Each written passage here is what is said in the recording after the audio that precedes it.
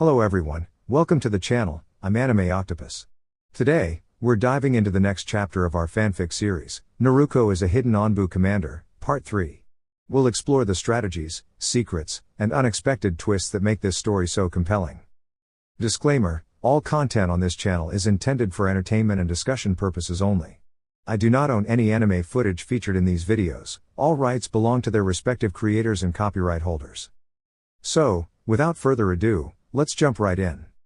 As they walked, Kitsune asked Tazuna, would you be willing to provide shelter for two missing nin? They are skilled, but I assure you, they will follow my instructions and will not cause harm. Tazuna hesitated. How could he trust this stranger? Obviously, the ninja accompanying her did, or at least, their leader did, but it still felt unnerving. Who are you? How can I know they'll follow your instructions? Kitsune smiled slightly. Ah, you should ask Kakashi that. Tazuna glanced nervously behind him. The two ninjas waiting nearby watched silently, their presence commanding and serious, making him gulp. Could you explain a bit more? Well, Kitsune began, I am Kakashi's former superior. He recently retired from being an ANBU to teach freshly graduated Junon. I worked with him for some time, so we are familiar with each other's skills. If you don't trust me, trust him, or trust the kids. Ultimately, that still leads back to trusting me. I will manage Zabuza and his apprentice. Tazuna grunted, still anxious about letting Zabuza and Haku enter his home, where they could endanger Inari and Tsunami. I can't just let you do that. I won't allow anyone to harm my family. The unmasked shinobi, the porcelain mask now hanging at her hip, raised an eyebrow. I understand your concern. But I assure you, I will handle the situation carefully. Tazuna swallowed nervously. The aura from this young ninja was intimidating. She moved with calm precision, a confidence found only in the strongest shinobi of the land. All right, Tazuna said at last, I will allow two missing nin into my home, but you must watch over them carefully. They cannot bring harm to anyone here. Kitsune nodded lightly. Of course. We arrived at Tazuna's house within minutes. I had Zabuza and Haku wait outside briefly while the others went in.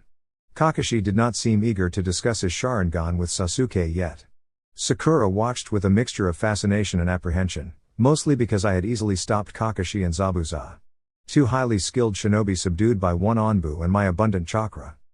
Well, Kitsune, Zabuza asked, leaning against a tree, what is your plan? Have you considered taking control of Gato's influence in Wave? Kitsune replied. You could bring peace and stability, and the people would remember your efforts. Zabuza shrugged. I haven't thought much about it. What benefit would it bring me? It's an opportunity to improve Wave and gain support, while maintaining fairness. The wealth left behind would be used responsibly, shared with those who protect and assist the people, Kitsune explained. Haku nodded in agreement. It is a good plan, Master. This would provide resources and strengthen connections, while maintaining peace in the region. Kitsune nodded, satisfied. If Haku supported it, Zabuza would likely consider it seriously. Zabuza finally scowled. We'll see, he said, heading toward Tazuna's house. I knocked, and a moment later Tsunami, Tazuna's daughter, answered.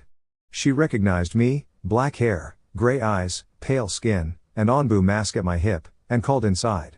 Kakashi and Tazuna appeared shortly, wary of the former enemies. I gestured for them to come in. Tsunami, your father has agreed to let these two ninjas stay for a couple of nights, I said brightly.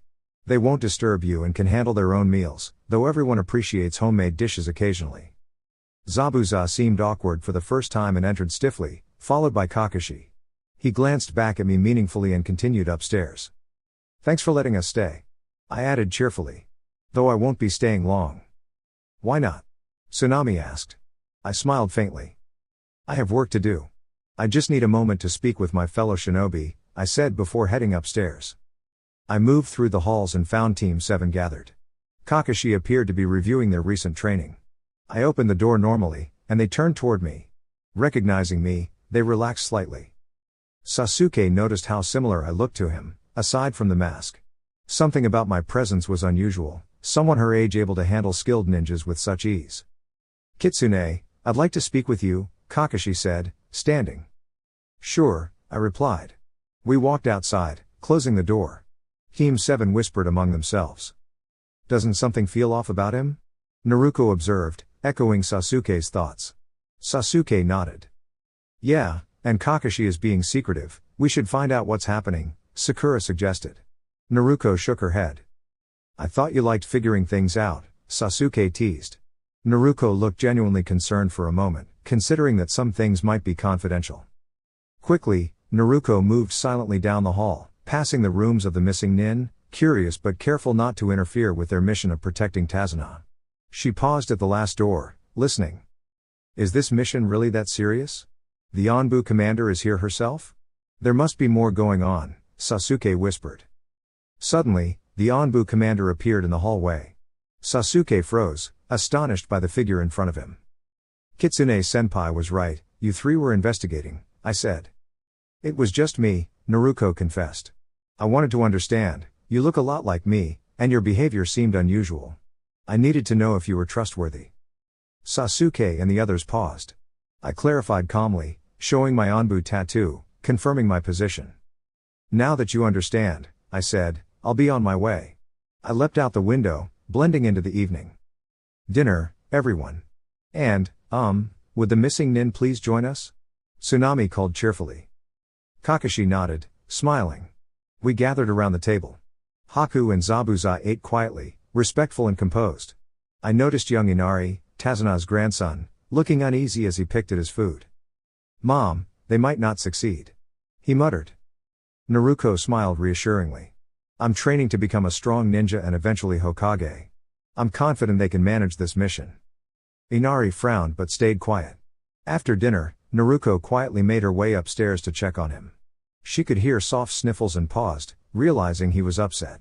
Her concern replaced her frustration, and she knelt nearby to offer comfort. This version preserves the story tension and character interactions while making it fully kid-friendly, respectful, and professional, with Naruto now Naruko and all pronouns adjusted. The next morning, I went with my team to a small clearing to begin our training. The previous night, I had quietly slipped through the window that my clone had held open, immediately releasing the chakra I had been controlling just as my clone vanished. That way, no one would notice I had been gone, otherwise, there would have been a continuous stream of just my chakra. I hadn't needed dinner, I had absorbed the energy my clone had gathered from her meal when she had disappeared. Just like the information my clones collected would be sent to me, the energy they gained from their nourishment was transferred as well. After all, eating is primarily a way to transform carbohydrates, proteins, and other nutrients into usable energy. Since I already had that energy, I didn't need the food myself. The memories my shadow clone shared also revealed some intriguing details about Inari, which piqued my curiosity. Clearly, something significant had happened in her family, hinted at by the sad moments she had shared earlier with the team. But for now, Kakashi was explaining the details of our training exercise. I had been thrilled when he mentioned it after I stumbled down the stairs for breakfast. He sat behind a newspaper, sipping coffee, while I went to wake Sakura and Sasuke so we could get started. Sakura, still sleepy, waved me away, promising to get up later, and Sasuke had a similar reaction when he lightly pressed a kunai near my shoulder. I resisted the urge to overreact, instead adopting an innocent shrug, palms raised as if to say, who, me? Sakura still looked a little grumpy about losing her sleep, while Sasuke's expression hinted at impatience he didn't voice. I focused back on Kakashi. Hey, Kakashi-sensei, do you know where the two missing ninja went? Sakura asked, her green eyes genuinely curious. They have names, you know, I murmured absent-mindedly, sensing the ground as if I had tripped over nothing. They weren't anywhere nearby, at least 50 kilometers away. The three of us standing in the clearing gave me odd looks. Okay, Naruko, I just forgot them, Sakura admitted. Zabuza and Haku, I reminded her. Oh, right, Zabuza and Haku, she said. An awkward silence followed, but I didn't mind. Well, I did care a little. After all, revealing my true identity was a big risk. Still, I respected them enough to wish they weren't only remembered as threats. So, Kakashi-sensei, do you know where they are? I asked. He shook his head. No. The ANBU is handling them. Though, I have some questions for one of them. We didn't finish our discussion yesterday due to an interruption. Sasuke's lips twitched slightly. Before we start, let's review chakra usage for ninjas. From the basics, Kakashi began. At this point, Sasuke sighed. Of course we know this already. Chakra, right? I tried to appear naive in front of them, but it might have been overkill. They stared as if I'd lost my mind. Kakashi intervened, clarifying, "It's chakra." I gave the most embarrassed expression I could muster. Kakashi noticed Sakura's impatient stare and gestured to her. "Yes, Sakura?" he prompted. She described chakra as a combination of physical and spiritual energy that can be gathered and transformed into various abilities. I nodded, absorbing the explanation, as Kakashi demonstrated the exercise. "You'll start by climbing trees," he said. "That's too easy," I exclaimed. "Without using your hands," he added. Tree climbing was a perfect way to practice chakra control. Sakura would find this straightforward. She was excellent at focusing her chakra precisely. "Now, watch," Kakashi instructed, closing his eyes to emphasize concentration. Blue chakra glimmered around his feet as he effortlessly stepped onto the bark, moving upward as if the tree were level ground. "Whoa! Amazing!" I cheered. Kakashi then showed us how to balance and maneuver even upside down on branches. I had an idea. I focused chakra into my feet and bounced as if on a trampoline. I flew backward, created 2 clones, and swapped myself with a bird perched high in the branches. One clone struck the other, disappearing to make it look like I had only created a single clone. The bird then landed near some passers-by before flying off with a shriek. I sealed my orange attire away and watched as Sakura climbed a branch gracefully. Sasuke bounced off his tree, marking progress with his kunai, while Kakashi noted that I had used far too much chakra. "Yeah, I know," my clone muttered, and Kakashi pulled out a book. I took that as my cue to continue my mission. I dashed toward civilization, sensing Zabuza and Haku near a Gato company office, and headed toward a bar with a disguised fisherman. I sauntered in, feigning exhaustion. "Your strongest sake, please," I murmured, leaning on the counter. "What's got you so tired?" a couple of fishermen asked, taking seats nearby. "There aren't any fish to be caught. All my traps are being disturbed by the bridge builders," I explained. They nodded, and a jug of sake appeared. I cleverly poured some into their cups while taking only a small sip myself. They were too distracted to notice. I had observed this town yesterday, noting the behavior of locals and spotting areas where rumors circulated. This bar was frequented by fishermen and laborers, making it a perfect place to gather information. "Hey, has anything unusual happened lately?" I slurred, pretending fatigue. "What do you mean?" "I've heard of strange fish appearing, ones that bite and disrupt nets." One of them tapped my back. "That's old news, you forgetful traveler." I laughed. "Always moving around. I miss a lot of news these days, you know." They, in their drunken stupor, shared more about unusual fish, strange crabs, and areas where fishing had become difficult. From their stories, I could piece together clues about old hideouts, unusual occurrences, and locations best avoided. "Where'd you move to?" I asked. "Ha! You're not taking my fish." "Come on, we're all fishermen. Just tell me which areas to avoid." "All right, stay away from Blue Cove. Great fishing used to be there, but now there are the strangest creatures," they advised. "Thanks so much. That really helps," I said, masking my curiosity as gratitude. I poured the rest of the sake into their cups, then added the tiniest leftover bit into my own cup and drank it. Even if that little amount had any effect, the Kyuubi's energy would likely balance it out before I could feel even a hint of dizziness. To show my generosity, I paid for the expensive bottle and left a tip as well. My fellow fishermen admired the gesture and gave me cheerful pats on the back, expressing their gratitude with wide smiles. I stood up carefully, mentioned that I had to leave, and made my way outside. I moved toward a quieter part of town and then used sunshine to travel to Blue Cove. Located in the northeastern part of the region, the cove faced the expansive ocean and featured a steep drop from the shore.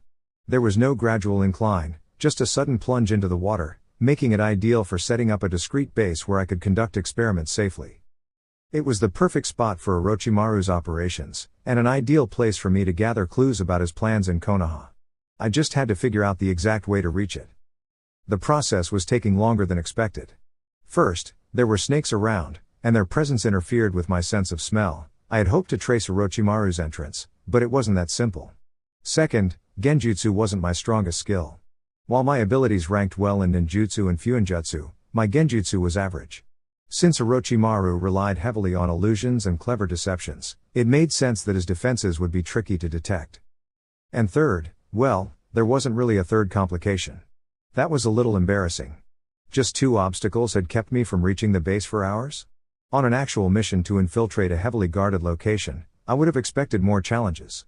Still, guards or no guards, I wasn't getting in that easily. Arg! I tapped a tree in frustration, watching as a crack spread along its trunk. The dry wood groaned and creaked, making a sharp sound as the tree seemed to almost split. I stepped back, took a deep breath, and kept going. After navigating through a hazy, misty area for what felt like the 100th time, I tried dispelling a genjutsu. My vision blurred for a moment, likely due to the humidity, but then something shifted.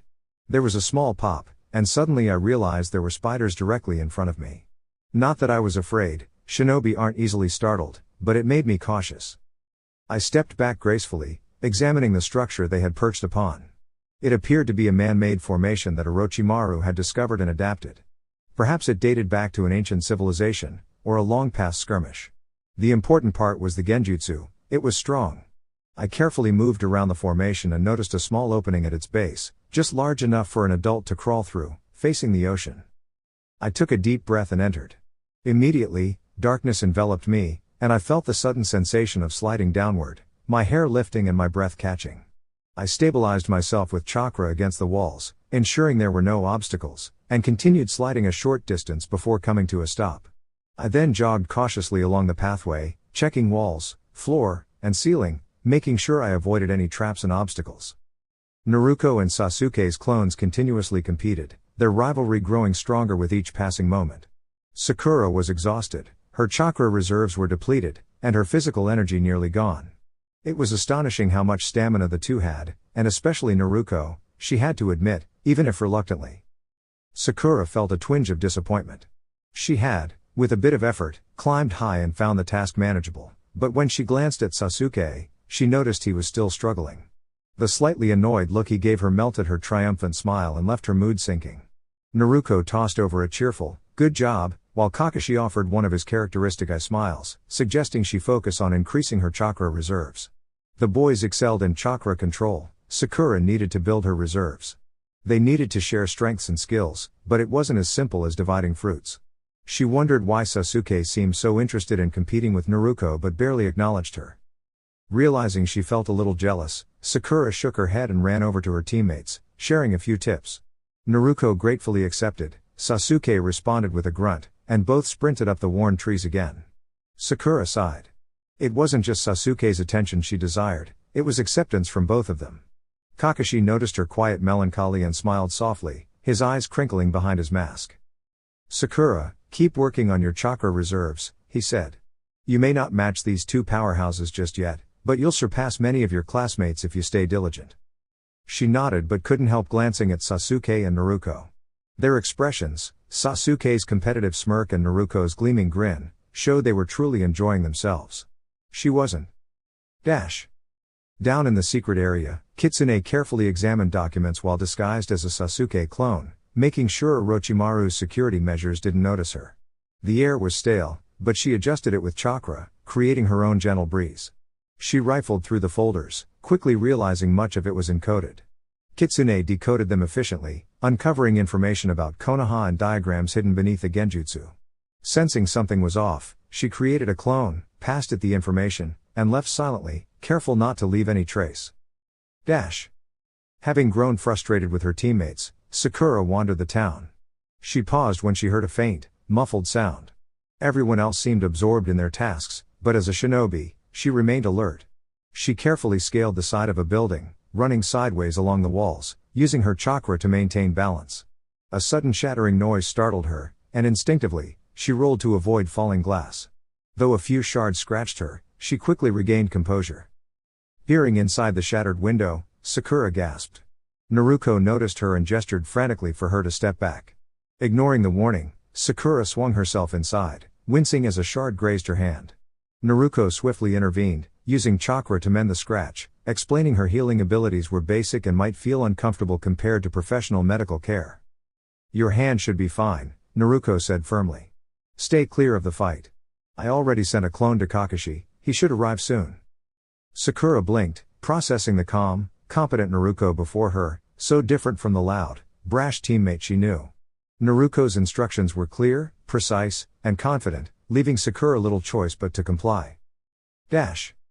Meanwhile, Sakura had to restrain a troublesome individual, Gato, and quickly realized she needed both strategy and composure. She used her agility and skill to prevent him from escaping, keeping him under control without causing harm. Gato, intimidated yet compliant, led her toward a room he claimed contained important documents. Sakura maintained a strong, poised stance, carefully checking each drawer.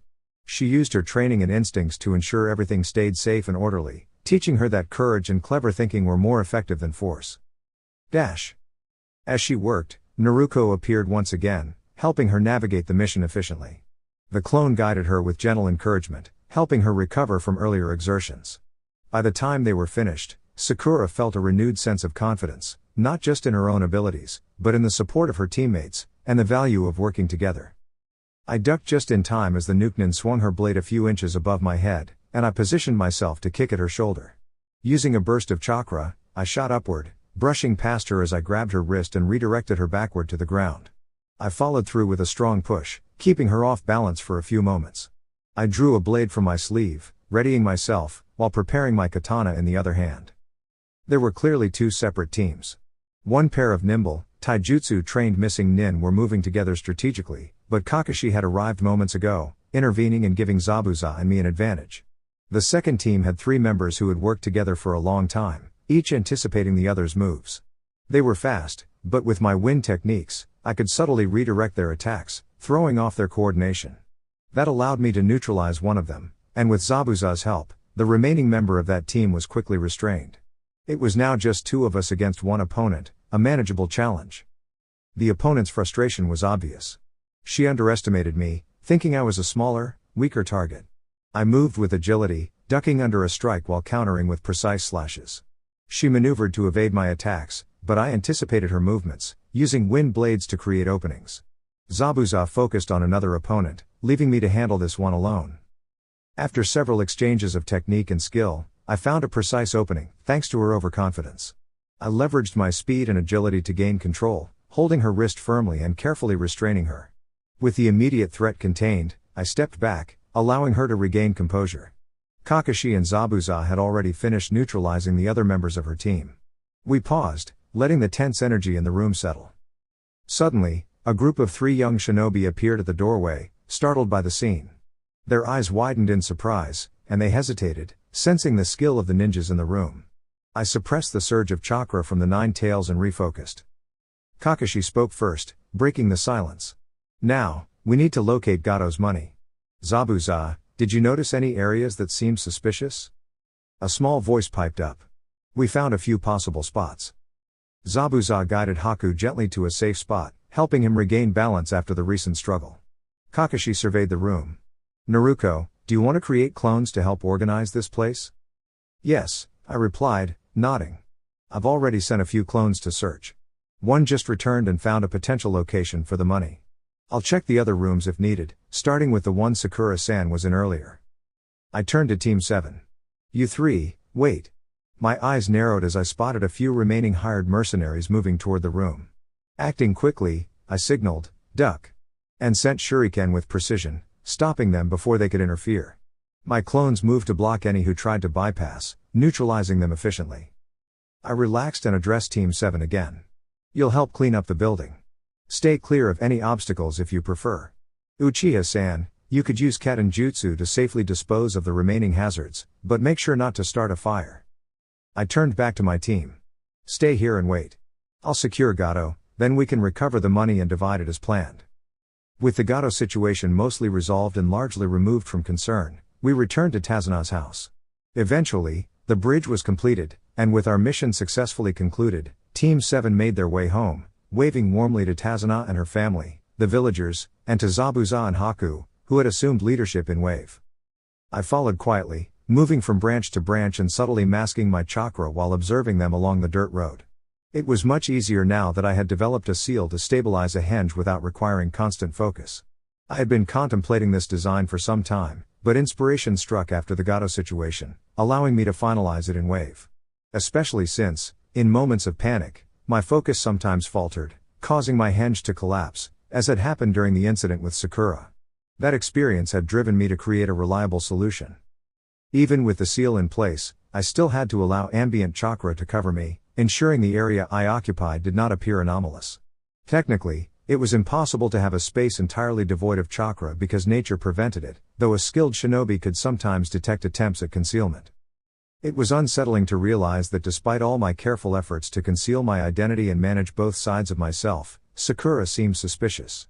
Sakura, the energetic, pink-haired kunoichi. I had been too careless. In the chaos of a sudden confrontation, I had not anticipated my female teammate approaching Gato's building and climbing its side to investigate. As a shinobi, being caught off guard in such a manner was challenging. One is always expected to anticipate the unexpected, yet I had failed to do so. Sakura's gaze drifted back toward the trees. I frowned beneath my black mask. She was clearly searching for Naruko, me, in my kitsune persona. The personality blend was, in many ways, quite unusual. For the next few hours, I winced every time Sakura glanced skyward, while my clone attempted loud distractions to divert her attention. Rather than startling her, these efforts prompted only curious frowns. I sensed that Kakashi noticed something amiss, and perhaps Sasuke did too. I was somewhat relieved regarding Sasuke. There was a fragile but growing sense of trust forming between us. I realized I was observing too analytically.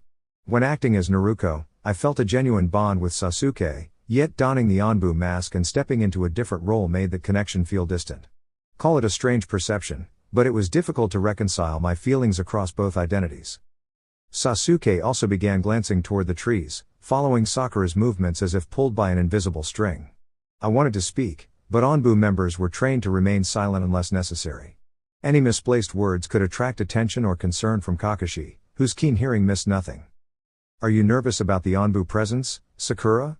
Kakashi asked gently, interpreting the tension with his usual calm. Startled, her green eyes swung to the white-haired shinobi. "Don't be afraid," he continued reassuringly. "ANBU in action may appear intimidating, but they are always controlled and careful in their duties." Sakura's eyes brightened slightly, and she huffed, "I'm not afraid." Kakashi's calm smile remained, eyes twinkling. "I'll make sure you are safe from any difficulties." Sakura seemed on the verge of playfully swatting him away but paused, perhaps reminded that caution was wise, even when dealing with an ANBU. Thankfully, my seals had advanced to the point where my shadow clones maintained their solidity under pressure, which I had practiced extensively in Wave. While some clones experienced minor setbacks during practice, it was far better than risking myself directly. As the journey continued, light laughter drifted along the path. I noticed Sasuke's subtle smile, encouraging, and a sign that the tension was easing. Wary glances toward me ceased, and the remainder of the trip passed peacefully. "Hokage-sama," we bowed as Kakashi presented the mission report to the Sandaime. Her experienced eyes scanned the report before nodding in approval. "Excellent teamwork," she praised, dismissing us with a warm smile. I melted into the shadows among other ANBU members, maintaining my full ANBU presence, while creating a clone to discreetly follow my team. Once the path was clear, I slipped away to attend to a separate mission. "So, Kitsune, what did you discover?" After I had dealt with Gato and returned to Tazuna's house, nighttime had settled in after dinner when my clone quietly appeared, letting me know it had uncovered important information. I slipped out of my sleeping bag, silently creating another clone without any of the usual popping sounds or smoky effects, and leapt out of the open window, letting the evening breeze brush past me. I landed gracefully in a crouch while my clone took my place in the sleeping bag. "Boss," a whisper floated down from the trees. I climbed up to the branches where my clone silently handed me the information. I reviewed it carefully, having already absorbed some of it during the previous encounter of my clone's clone, then pulled out a scroll and neatly sealed all of it inside. To mark its importance, I added a quick symbol to the seal, and my clone faded away. With a swift, chakra-enhanced leap, I returned through the window. With the scroll secured in my backpack, I retrieved the correct documents and laid them carefully on a parchment. In my haste to get back inside before Sasuke or Kakashi noticed, they were a little jumbled, but all the information was intact. "Hokage-sama, these documents contain Orochimaru's plans and diagrams, including a full translation of his coded notes," I explained. "It appears he intends to challenge Konoha during the Chunin exams and may seek assistance from Suna. Their Jinchuriki, the host of Shukaku, the one-tailed raccoon, plays a significant role in the strategy.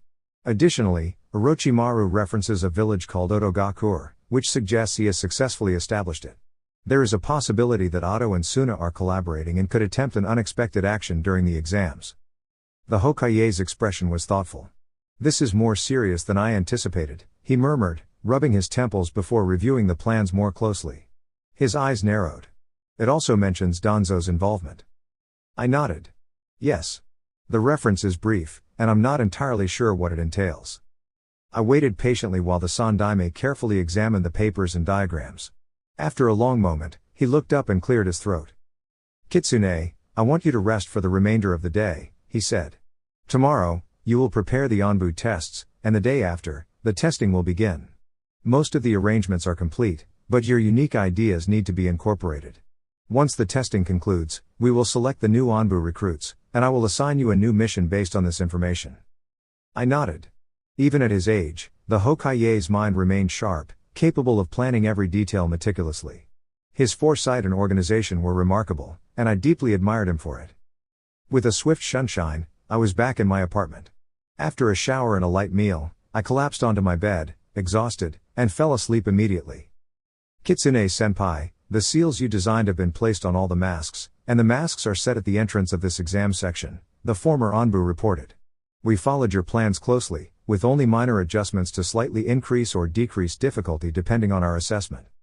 I nodded absently as I created a clone to locate Sasuke. Would you like me to review them all?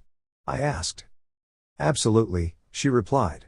Of course, I want to make sure everything is correct. The tests I had devised required potential ANBU recruits to take 4 additional exams, each focused on one sense. One exam relied solely on sight, another on hearing, a third on smell, and the fourth on touch. Taste was excluded, it would not provide a meaningful challenge in this context. The goal was to enhance awareness of surroundings and sharpen each recruit's skills. Passing was not mandatory, these exams were meant to record strengths and weaknesses, as well as potentially integrate the masks into ongoing training to improve overall ability. We've placed the exams throughout the forest, she continued. There is a designated space for the sight test and another for the hearing test, with one ANBU assigned to each, allowing recruits to gauge distances, positions, and appropriate strategies. Yes, I confirmed. She nodded thoughtfully, and I prompted her impatiently, where are the other exams? They're further into the forest, she said. We moved on to the sense of smell exam. Recruits would need to identify safe liquids among several samples, with medics nearby to assist if mistakes were made. The substances were mild and posed no real danger. Next came the sense of touch exam. Recruits navigated through a simulated mission area, detecting subtle changes in temperature and air currents to avoid obstacles. The challenge tested focus, spatial awareness, and sensitivity to their surroundings. Even if it seemed unusual, this exam mirrored some of my own early training experiences, when heightened awareness helped me succeed. She appeared impressed with the details I had incorporated, her respect evident as she verified that everything had been set up correctly. I felt a quiet satisfaction at seeing the system function as intended. After completing the inspections, I headed out for a well-deserved lunch. I chose a high-class restaurant and maintained my ANBU disguise. Although dining slowly and with formal manners was a bit tedious, the variety and quality of the dishes made it worthwhile. I enjoyed treating myself after weeks of careful subterfuge, living with my team while keeping my ANBU identity a secret. Then, a sudden realization struck me. Sakura knew. I wanted to gasp. Well, she didn't. She didn't have a definite answer yet. She couldn't be completely sure Naruko was the ANBU commander, because humans often doubted things they had never imagined could be true. And Naruko, the cheerful blonde girl on her team, the ANBU commander? That was difficult to believe. Satisfied with my own reasoning, I walked along until I reached Konoha's Best Dining. Hello. Welcome to Konoha's Best Dining. Is it just you, ANBU Dono? The waitress greeted me with a bright smile. Yes, just me. She guided me to a seat where I could enjoy my meal in peace. After ordering, my food arrived about 20 minutes later. I carefully cut the portions into small pieces, chewing thoughtfully while concentrating a little chakra into my taste buds. I closed my eyes in delight. Usually, flavors weren't particularly exciting to me. Chips, snacks, and other foods all tasted fairly similar. People thought it strange when I said that, but only after testing my senses did I realize my taste perception was somewhat limited. Perhaps it was a balance for my other heightened abilities. With chakra focused on my taste buds, though, I could experience food like anyone else. And it was wonderful. The subtle presence of chakra in the restaurant was calming, and I felt a rare sense of peace, until a familiar chakra signature reached me, Sakura's. I continued to sit, slowly breathing through my nose while enjoying my meal. Concentrating, my eyes snapped open, and I noticed her making her way to a table with her parents. I observed their conversation and realized her parents were allowing her a special treat today because she had been enjoying seafood for a few weeks in the wave country. They were also celebrating her success in completing a sea-turn-to-ranked mission. "Oh, and the ANBU commander helped me so much," she said excitedly, then paused with a thoughtful expression before her mother interjected. "Your life was in danger?" The look of worry on her mother's face caused her to quickly clarify. No, nothing like that. Kakashi-sensei and the ANBU commander were there, so everything was completely safe." A nervous giggle followed. Of course, her parents were civilians, they hadn't anticipated how capable a shinobi could be. At her level, Sakura would rarely find herself in real danger if missions were properly assigned. The lull in their conversation, interspersed with pauses for food, was rather dull to me, so I stopped paying attention. Nothing she said seemed noteworthy. She was unlikely to cause me any trouble. "ANBU-senpai. Hey, ANBU-senpai." I sighed inwardly. Of course. "Hello, Haruno-san," I greeted politely, finishing the last bites of my food and swallowing before offering my hand to her parents. They looked surprised, taking in my small frame, smaller than their 12-year-old daughter, and wondering how I could be an ANBU, let alone the ANBU commander. "Ah, hello. Her mother hesitated, unsure of what to call me. "You may call me ANBU-san, or Kitsune-san," I replied with a polite nod. "Hello, Kitsune-san," her father said, still shaking my hand, finally letting go and waiting a moment. I gestured toward a chair. "Would you like to sit?" They nodded and seated themselves, staring at me curiously. Sakura squirmed slightly. "So, Kitsune-senpai, thank you for helping me," the young girl said, her green eyes bright, tinged with admiration. "No need to thank me." "So how long have you been an ANBU member?" her mother asked, genuinely curious. I thought back. Technically, I hadn't been officially part of ANBU until I was 9. But I had trained with them from the age of 5. "About 3 years, I answered simply. Her eyes widened. "How old are you then?" 12. She gasped. "You're the same age as our Sakura-chan." "Mom." Sakura protested. "Sorry, honey," her mother said, turning back to me. "How did you start so young? Are you a prodigy?" I was taken aback. Civilians could be so uninformed. If someone had trained professionally for years and joined ANBU far younger than usual, wouldn't that qualify as exceptional? "I'm an orphan," I replied simply. "I arranged for a private instructor when I was 5, using my own resources. I suppose I learned quickly." Her mother's eyes softened in sympathy. "Oh, you poor thing." "Ugh." I didn't want to hear that tone directed at me. Sakura, mimicking her mother silently, looked similarly sympathetic. I decided I'd had enough. My meal no longer seemed enjoyable, so I quickly finished it, wiped my mouth, and stood. The Haruno family blinked in surprise, having missed how swiftly I had eaten. Oh my, what?" I bowed politely. "I must be going now, I have several duties to attend to. As for you, Haruno-san, you are talented, but I suggest focusing on the medical side of shinobi training. It requires effort, but I believe you would excel." Sakura and her parents seemed surprised at first, but I reminded myself that I once hated when others assumed I couldn't succeed. I wasn't about to limit her ambitions. "I'll take my leave now. Have a wonderful day." I placed the payment with a generous tip under a plate, then swiftly exited the restaurant, leaving the Haruno family slightly stunned. Dear YouTube family, this is all for now. If you enjoyed the content, don't forget to like, share, and subscribe to my channel. Your support keeps the creativity flowing. Thank you for being part of this journey. Stay curious, stay awesome. Regards.